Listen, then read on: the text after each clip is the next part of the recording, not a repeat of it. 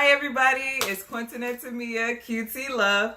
Tonight we're going to discuss use your words, how to express your feelings with clarity. A lot of times when we are in a heated debate or we're having a discussion that has a lot of emotion behind it, we will tense up, we will kind of back off from the situation and close ourselves off. We will not become as verbal as we would like to because we don't a lot of times know how to express ourselves effectively.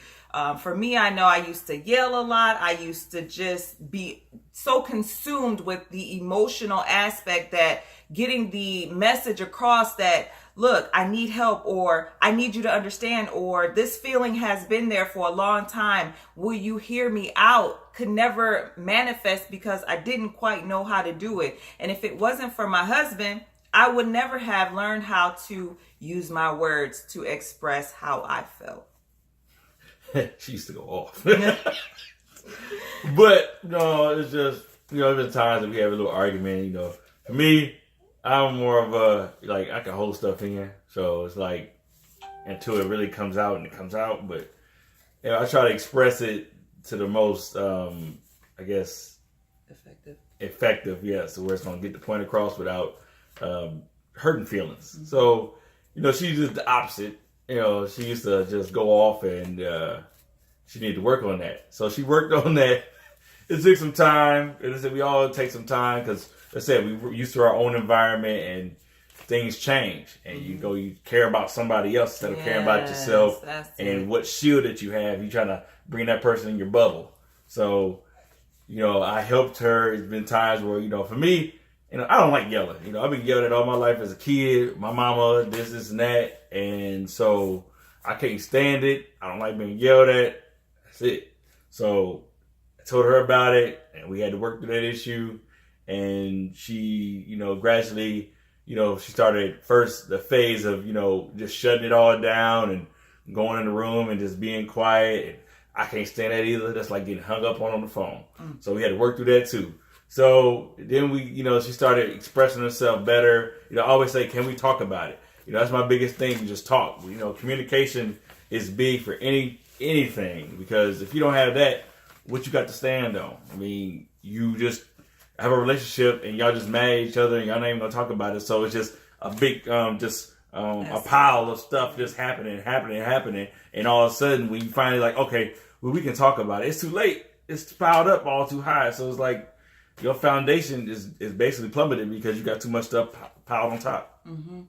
My husband, he was just excellent. He worked with me. He allowed me to take my time, but I also valued his feelings. And I knew when he told me how it was for him growing up that I needed to make it a priority. And whenever I felt like I was about to blow up, I had to hit that pause button and understand that my husband's feelings are at stake. How do I want to make him feel? Do I want to empower him, or do I want to stab him and beat him down with my words? And I choose to empower my husband at all costs, despite how I feel. So I began to take a breath. I began to take a breather and analyze how I felt, and then speak.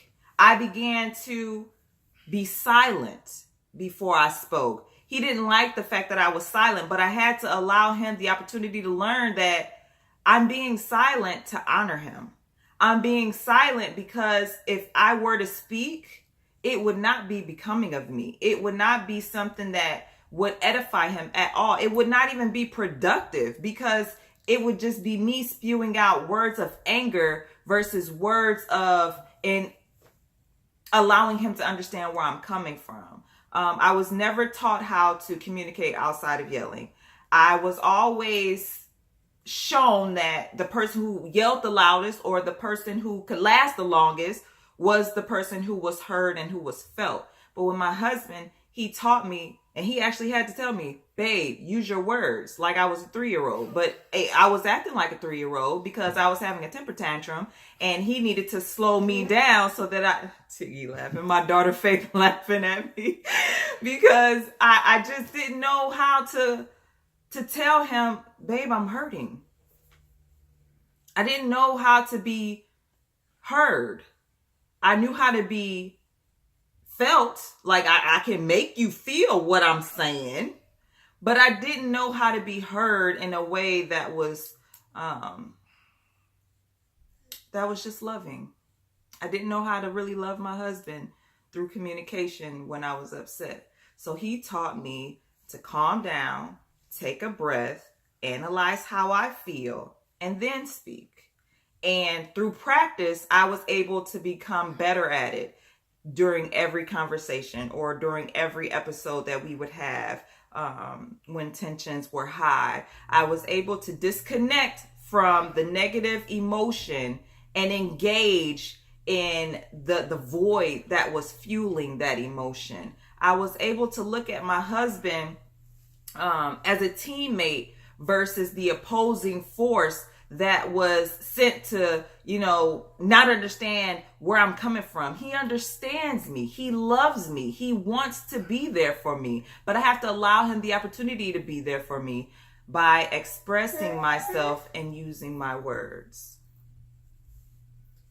Thank you.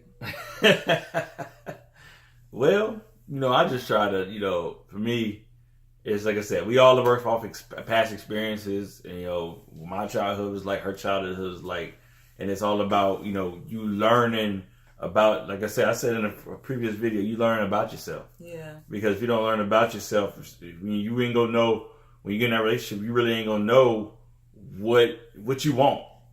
I mean, you gonna know how to react. Right. But it's like, you don't know, like, to care about somebody else's feelings because you care about yourself. Yeah. Mm-hmm. And so, you have to, we all do it. In my mind, I get mad. I go, I try to think about it before time. And that's how I work. Now, everybody works how I work. So just having that, we fit together like a puzzle. I help her, she helped me. Sometimes I don't say what I need to say and I build it up. She let me know, just let it go. Yeah. Or I'll say, babe, you want to talk about it? No, not right now, is what he'll say. I say, okay, when you ready, I would like to talk to you about it. And vice versa. And it kind of takes the tension out of the conversation because I'm allowing my husband to calm down, to collect himself, and then express how he feels. Versus saying, no, you're going to handle this right now because we talking about it right now. And I don't feel like waiting on you to feel like talking about it. So it's like allowing that person the opportunity to digest how they feel so that they can effectively communicate their feelings to you so that you can come to a resolve. Because you don't want the same issue to become a revolving door where you're always going in and out of it and you never can quite kick it because you never have settled what the real issue was. We had 8 minutes. So I think we should leave them with 3 tips as to how to use your words and communicate effectively. So what would be the first tip? Just communicate. Just like I said, I don't care what you say. Every video has to be with communicate. Communicate will be to every video because regardless of the fact, in your relationship, communication will all be the key. Oh my God. You can't just go in a relationship having your own opinions and not listen to the other. Mm-hmm. Because that's all one-sided. Yeah. And so no matter what, it's your go and no go. Yeah. So it's give and take. You have to be able to take and receive. So just having the safety net of being able to communicate is key. I would say taking your time.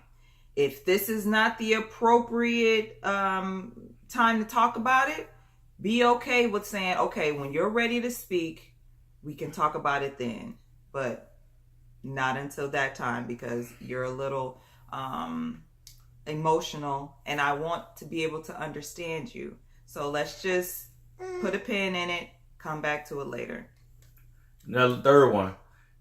Keep an eye on your words. Just because you're mad at that certain situation, words cut like sharp objects. and it's not in paper or not your skin, it's your heart.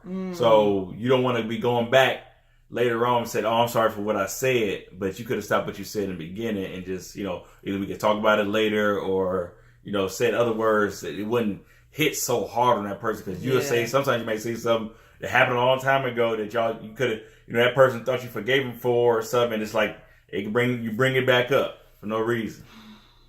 Yeah, I think that is true, because you can't take back your words once they've left your lips. Because they in your mind forever. Yeah. You remember that person, or you even remember words that happened, or you remember situation that happened. So that person's going to remember those words, that situation that happened for eternity, I guess. As long as you've been married, it's just that situation is going to be in their mind binded because it hurt them. Depending on what kind of word it was, it just hurt them. Yeah. Things hurt. And people remember when they hurt. Yeah. So I hope this was enriching to your life, to your marriage, to your relationship. We like to bring you unscripted, unfiltered information that we have utilized that we know works. So with that being said, it's QTLove signing out. Oh, hit that subscribe button. Oh, yeah, hit that subscribe button. Hit the like button. Hit that like button. And, leave a comment below. Even situational. If you got any questions, leave it down in the comments. Just let us know. Give us a chit chat. You know what I'm saying? We like topics. We like to hear what you would like to know about. So, and we got a Facebook page, QTLove. Just search for QTLove. We don't have QTLove out there. And this is QTLove. We out. Peace.